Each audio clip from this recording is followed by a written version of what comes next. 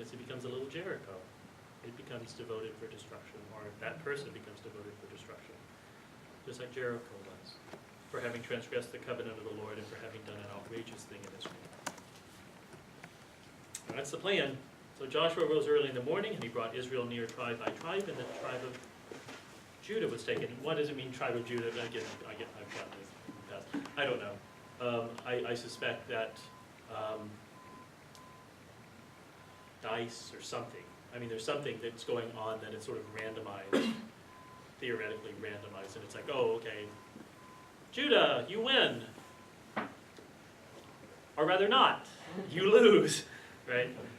He brings near the clans of Judah and the clan of the Zerahites. Oh, that sounds familiar. I've heard it before, like in verse 1. Zerahites was taken, and he brought near the clan of the Zerahites family by family, and Zabdi was taken, and he brought near the household one by one. And what a coinky-dinky! Achan, the son of Carmi, the son of Zabdi, the son of Zerah of the tribe of Judah, was taken. Well, of course he was. We knew that was going to happen. Then Joshua said to Achan, my son, give glory to the Lord God of Israel and make your confession to him. Tell me what you've done, and don't hide it from me.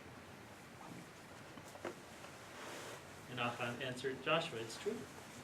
I'm the one who sinned against the Lord God of Israel. This is what I did. When I saw among the spoil a beautiful mantle from Shinar, and 200 shekels of silver, and a bar of gold weighing 50 shekels, I coveted them, and I took them. And now they lie hidden in the ground inside my tent, and the silver is underneath all that stuff. So Joshua sent messengers. It's just like Law and Order. Chung chung. He sent messengers, and they ran to the tent. There it was, hidden in the tent, and the silver was underneath it, just like he said. So they took all that stuff out of the tent, and they brought it to Joshua and all the Israelites, and they spread it out before the Lord. And then Joshua and all Israel with him took Achan, the son of Zerah, with the silver, and the mantle, and the bar of gold,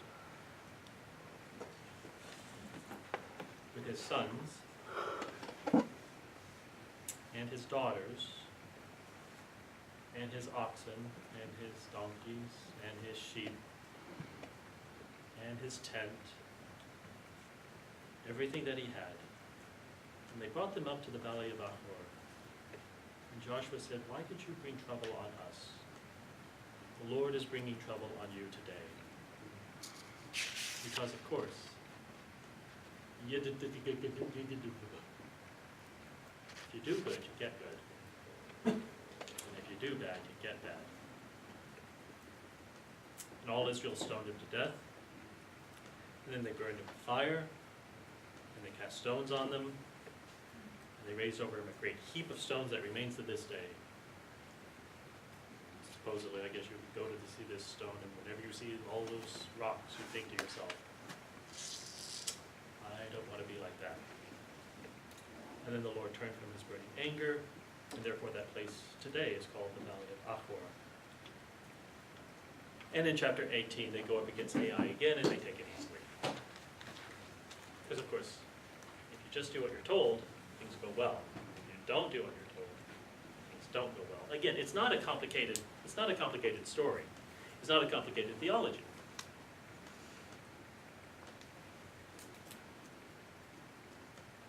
I just don't like it. I mean, a 6-year-old can understand it. And that bothers me when our theology is reduced to the level of a 6-year-old. Particularly when violence and murder is on the line as a result of it. And yet, you'll notice that as I was telling the story, and again, the story could have been told exactly the way I told it, and it would have been exactly as simple as I make it. But you might have noticed that as I was telling the story through chapter 8, I left out some parts. And those parts mess everything up.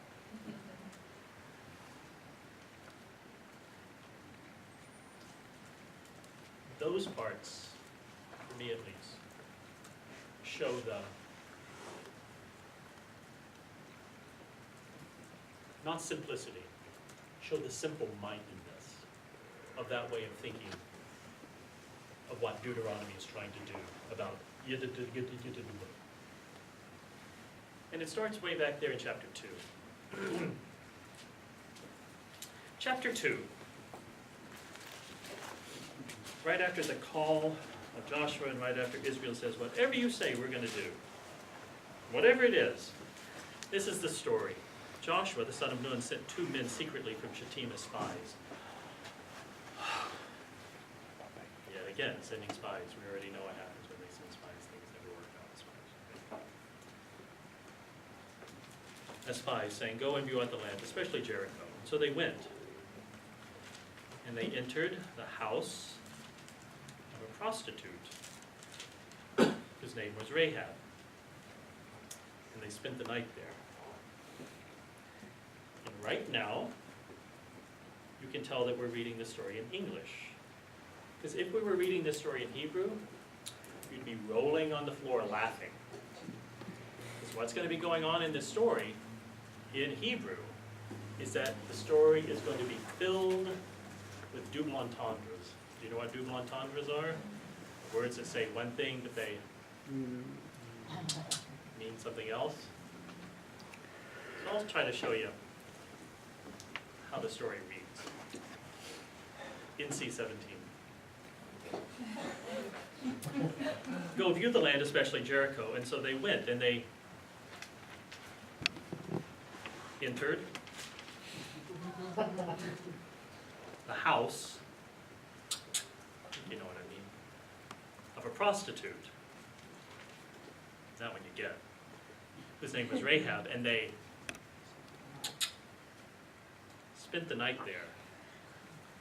The king of Jericho was told, some Israelites have come here tonight to search out the land. And then the king of Jericho sent orders to Rahab, bring out the men who have come to you, who have entered your house, because they've come only to search out the whole land. But the woman took the 2 men and she hid them. And then she said, oh yeah, men did come in to me, but I did not know where they came from. And when it was time to close the gate at dark, the men withdrew. Right?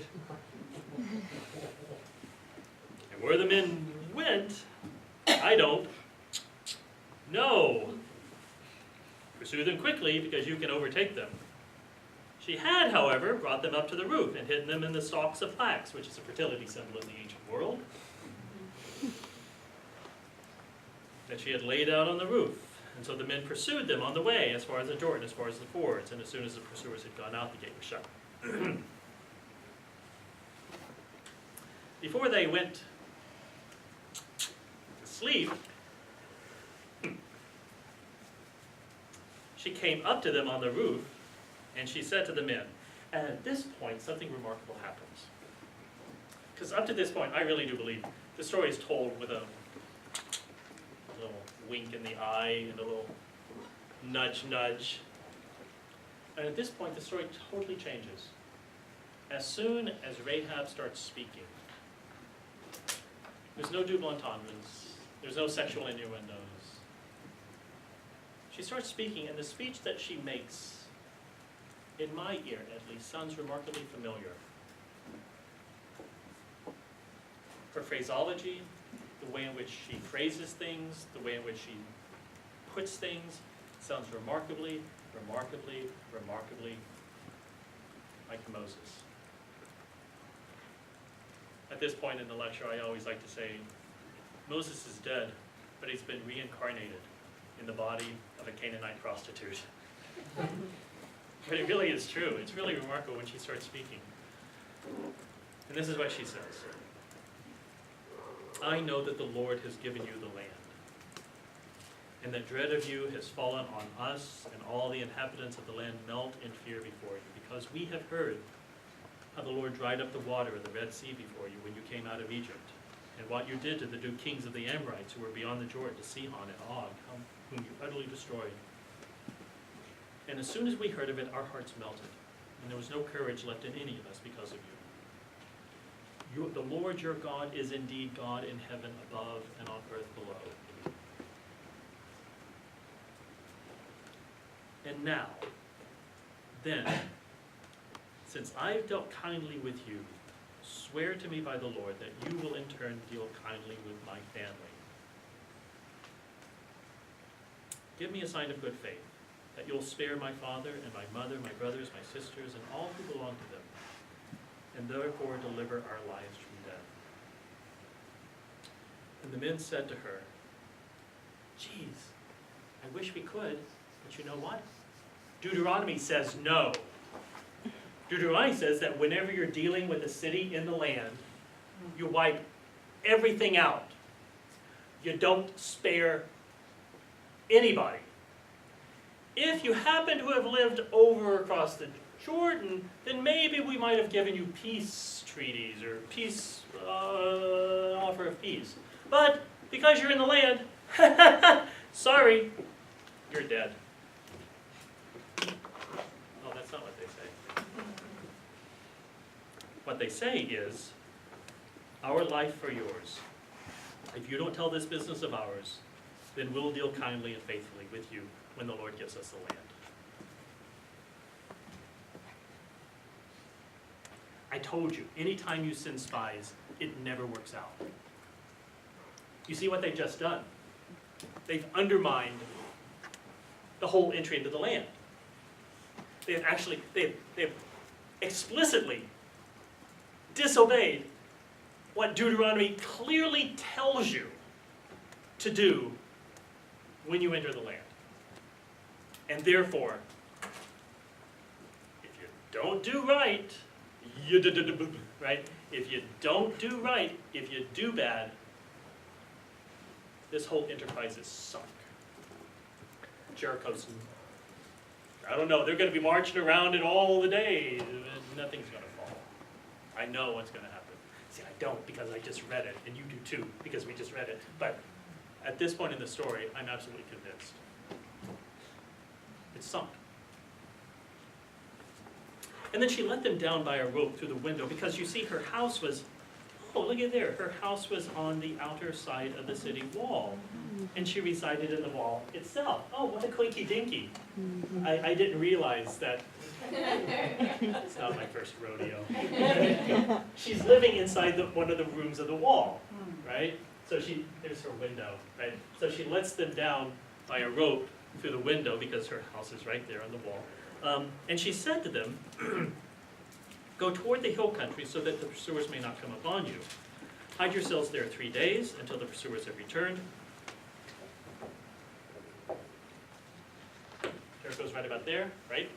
Cool. So she says, oh, they've gone toward the fords. So she's sending the Jerichoite men that way. She says, go to the hill country. Go that way. Go north. Cool. So go toward the hill country so that the pursuers may not come upon you. Hide yourselves there 3 days until the pursuers have returned, and then afterwards you can go your way.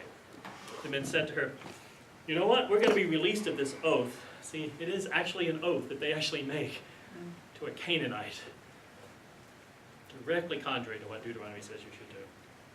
We'll be released from this oath that you have made us swear to you if we invade the land and you don't tie this crimson cord in the window through which you let us down, and you don't gather into your house your father, your mother, your brothers, and your family.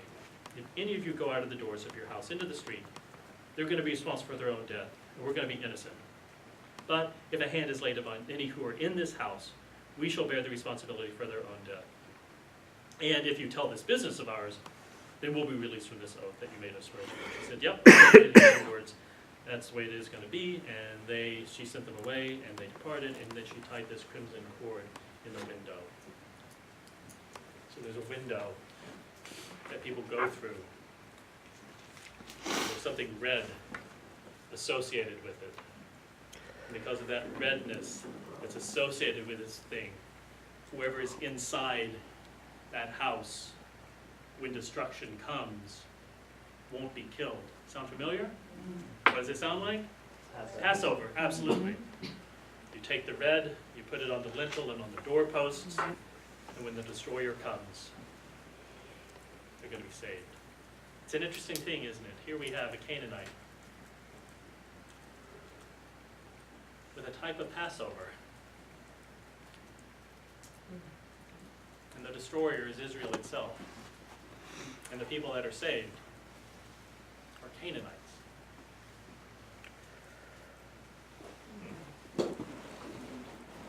It messes with stuff, doesn't it? They departed and they went into the hill country and they stayed there 3 days until the pursuers returned. And the pursuers had searched all along the way and they found nothing. And then the 2 men came down from the hill country and they crossed over and they came to Joshua the son of Nun and told the people what had happened to them. And they said to Joshua, "Oh, truly the Lord has given us the land into our hands. Moreover, the inhabitants of the land melt in fear before us." Oh yeah, and also we sort of made an agreement with a Canaanite prostitute because she was kind to us. Notice they don't mention that. Just like Achan later doesn't happen to mention that he has this stuff until he's... They're going to be killed. Dr. Helen? Yeah.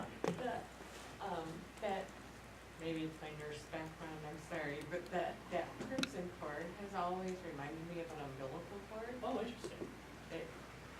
They eventually get saved that same way, out of the womb. Oh, nice. Just, nothing, never mind.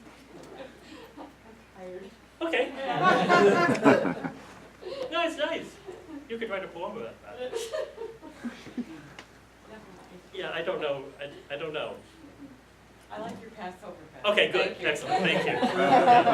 Yeah. No. I love stuff like that. I mean, it really is. It's kind of a beautiful image.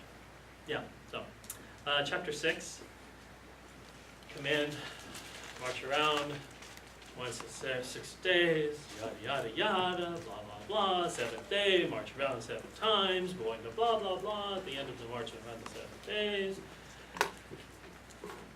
And 16. And at the 7th time, when the priests had blown the trumpets, Joshua said to the people, "Shout, because the Lord has given you the city. The city and all that is in it shall be devoted to the Lord for destruction. Only Rahab the prostitute and all who are with her in her house shall live, because she hid the messengers we sent."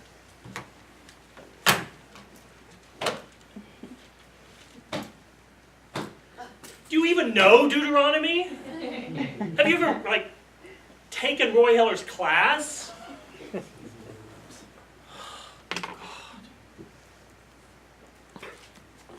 And yet the wall does fall down. It's victory. 21, they devote to destruction by the edge of the sword, all in the city, both men, women, young, old, oxen, sheep, and donkeys. 22, Joshua said to the 2 men who had spied out the land, "Go into the prostitute's house and bring the woman out of it and all who belong to her, as you swore to her." And so the young men who had been spies went in and brought Rahab out, along with her father. See a problem? Where's your house? On the wall. What happens to the wall? On the wall. Falls down flat. After the wall, falls down flat. Joshua says, "Go in and take her out." And they do. It would have been so easy to just transpose those 2 little stories so that they take her out before the wall falls flat. That would make sense.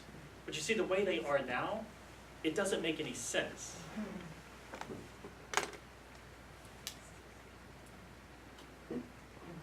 Because if you're